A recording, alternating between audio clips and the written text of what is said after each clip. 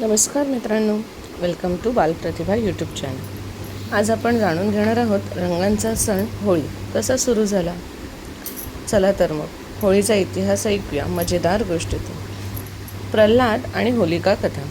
खूप वर्षांपूर्वी एक राक्षस राजा होता। त्याचं नाव आहे हिरण्यकश्यप।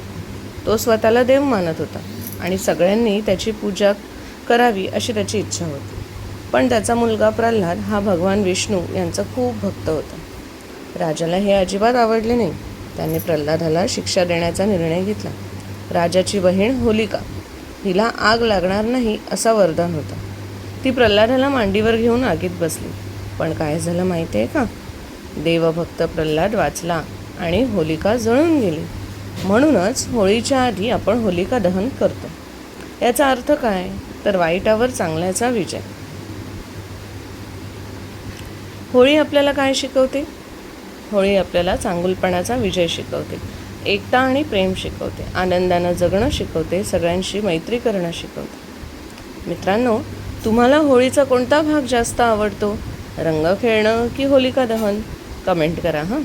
व्हिडिओ आवडला असेल तर लाईक करा, शेअर करा, चॅनलला सबस्क्राईब करा। पुन्हा भेटूया बालप्रतिभावर नवीन ज्ञानासोबत। Happy Holy.